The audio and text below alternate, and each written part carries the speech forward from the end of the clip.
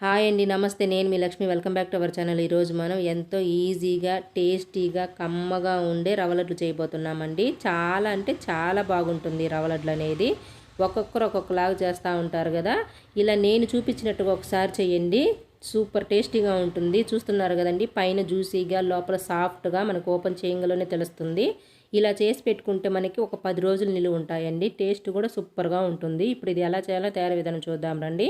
ముందుగా స్టవ్ మీద ఒక బాండిల్ పెట్టుకునేసి ఇందులో ఒక స్పూన్ నెయ్యి వేసుకోవాలండి. మనకి దీనికి నెయ్యి అనేది కొంచెం ఎక్కువే పడుతుంది. మనం నెయ్యితోనే ఫ్రై చేసుకుంటాం కాబట్టి ఇలా నెయ్యి వేసుకున్నాక నెయ్యి మొత్తం కరిగిన తర్వాత ఇప్పుడు ఇందులో కట్ చేసి పెట్టుకున్న బాదం పప్పు, జీడిపప్పు వేసుకోవాలి. అలానే ఒక 2 స్పూన్లు ఎండు ద్రాక్ష కూడా వేసుకోవాలండి. ఇప్పుడు వీటిల్ని మనము దోరగా ఫ్రై చేసుకోవాలి. మంట మీడియంగా పెట్టుకునేసి మన దగ్గర ఏ డ్రై ఫ్రూట్స్ ఉంటే ఆ డ్రై ఫ్రూట్స్ వేసుకోవచ్చండి. నేనైతే ఈ 3 వేసి చేస్తూ ఉన్నాను. ఇవి మనకి ఇప్పుడు ఫ్రై అయిపోయినాయి కదా. ఇవంతా ఒక కప్లోకి తీసి పక్కన పెట్టుకునేద్దాము. ఇలా కప్లోకి తీసుకున్నాం కదా. ఇప్పుడు వీటిని పక్కన పెట్టుకునేసి ఇదే నేతిలో మనము ఒక కప్పు నిండా రవ్వ అండి, సూజీ రవ్వ అంటారు కదా, ఉప్మా రవ్వ, అది ఈ కప్పు నిండా తీసుకునేసినాను. ఇప్పుడు మనం ఈ రవ్వని నేతిలోనే బాగా ఫ్రై చేసుకోవాలి. మనకి రవ్వ అనేది నెయ్యిలో ఎంత ఫ్రై అయిపోతే టేస్ట్ అంత బాగుంటుందండి రవ్వ లడ్లు అనేది. ఇలా మనకి రవ్వ అంతా నేతికి పట్టి బాగా ఫ్రై అయిపోయింది కదండి. మనకి రవ్వ వేయించేప్పుడు కూడా మంచి స్మెల్ వస్తుంది. ఇప్పుడు ఇందులో మనము కాచి చల్లార్చిన పాలు ఒక కప్పు అండి. ఏ కప్పుతో అయితే రవ్వ తీసుకున్నామో ఆ కప్పు నిండా కాచి చల్లార్చిన పాలు వేసుకోవాలి. ముందు కొద్దిగా వేసుకునేసి మొత్తం ఇలా స్ప్రెడ్ చేసేయాలండి. అన్నీ ఒకేసారి వేస్తే మనకి ఉంటలు కట్టేస్తాయి కదా. ఇలా కొద్దిగా వేసిన తర్వాత దీన్ని ఒకసారి కలుపుకోవాలి. మనకి ఎక్కడ ఉంటలు అనేది కట్టకుండా కలుపుకున్న తర్వాత మిగతా పాలన్నీ వేసుకోవాలండి. నేను తీసుకున్న ఒక కప్పు రవ్వకి ఒక కప్పు పాలు కరెక్ట్గా సరిపోయినాయి. ఇప్పుడు ఇట్లా కలిసిపోయింది కదా. ఇప్పుడు మనము అన్ని పాలు వేసుకునేసి అంతా ఒకసారి కలుపుకునేద్దామండి. మనకి ఈ పాలల్లోనే ఈ రవ్వ బాగా ఫ్రై అయితే టేస్ట్ బాగుంటుంది. ఇలా పాలు మొత్తం వేసుకున్న తర్వాత మంట అనేది సిమ్లోనే పెట్టుకునేసి మనం ఇది కలుపుకోవాలండి. ఉంటలు కట్టకుండా పొడి పొడిగా రావాలి మనకి రవ్వ అనేది. ఇట్లా మా దగ్గరుండి ఒక 2-3 నిమిషాలు కలబెట్టుకుంటూ ఉన్నామంటే మనకి గడ్డలు కట్టకుండా ఉంటాయి. ఇలానే మనకి ఒక 10-15 నిమిషాలు పడుతుందండి ఇది కలిసిపోయి విడివిడిగా వచ్చేదానికి. ఇట్లే కలుపుతూ ఉన్నామంటే మనకి రవ్వ అనేది పూర్తిగా పొడి పొడిలాడుతూ ఉంటుంది. చూసారు కదా, ఇట్లా గరిటతోనే మ్యాష్ చేసుకోవాలి. ఇలానే ఒక 10-15 నిమిషాలు కలిపినామంటే మనకి పోసిన పాలంతా రవ్వ పీల్చుకునేసి మంచి కమ్మటి రుచి ఇస్తుందండి రవ్వ లడ్లు అనేది. ఒక 15 నిమిషాలు అయితే టైం పడుతుంది మనకి. అంతవరకు ఇలా కలుపుతూనే ఉండాలి, రవ్వ మనకి సపరేట్ అయిపోయేంత వరకు.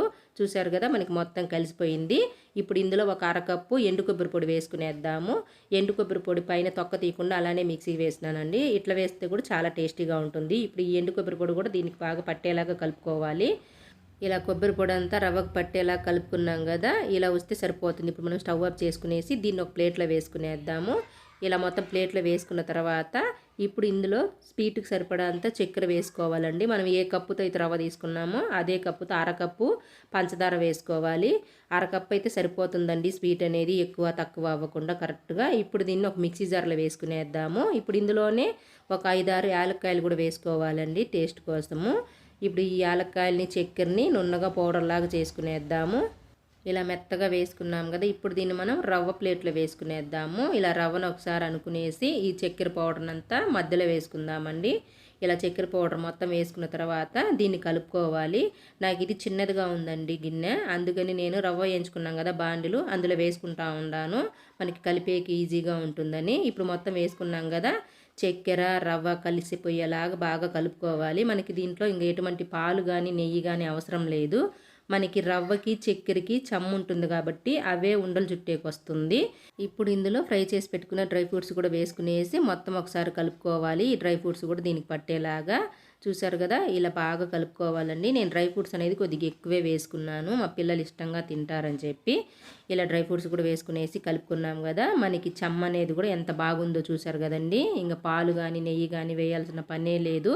ఇప్పుడు ఇందులోంచి కొద్దిగా పిండి తీసుకునేసి మనకి ఏ సైజు లడ్డూలు కావాలంటే ఆ సైజుగా చుట్టుకోవాలండి. నేనైతే కొద్దిగా పెద్ద సైజే చేస్తూ ఉన్నానులేండి. చూసారు కదా, ఇంత సైజు.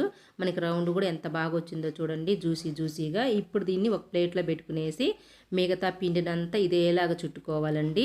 నేను చూపించినట్టుగా చేశారంటే మీకు కూడా ఇదేలాగా వస్తుందండి. ఒకవేళ మీకు లడ్డూకి చుట్టేకి రావట్లేదు, పొడి పొడిలాడుతుంది అనుకున్నప్పుడు కాచిన చల్లార్చిన పాలు వేయండి.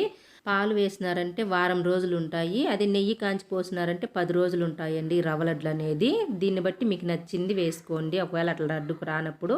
ఇప్పుడు మొత్తం మనం తీసుకున్న కప్పుకి 17 లడ్డూలు వచ్చినాయండి మనకి. చూసారు కదా.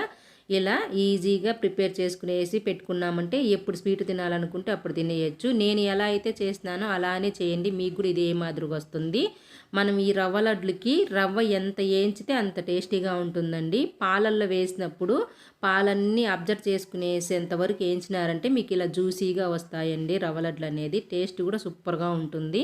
ఇలా చేసుకునేసి ఒక బాక్స్కి వేసుకున్నామంటే ఎప్పుడు స్వీట్ తినాలనుకుంటే అప్పుడు తినేయచ్చండి. మనకి ఇది 10 రోజులు ఉంటుంది. ఈ వీడియో కనుక నచ్చితే లైక్ చేయండి, షేర్ చేయండి. మరిన్ని రెసిపీస్ కోసం మన ఛానల్ని సబ్స్క్రైబ్ చేసుకొని పక్కనే ఉండే బెల్ ఐకాన్ని క్లిక్ చేస్తే నేను పెట్టే వీడియో మీకు నోటిఫికేషన్ వస్తుంది. ఇది మీరు కూడా ఒకసారి ట్రై చేసి చూసి మీకు ఎలా వచ్చిందో కామెంట్లో చెప్పండి.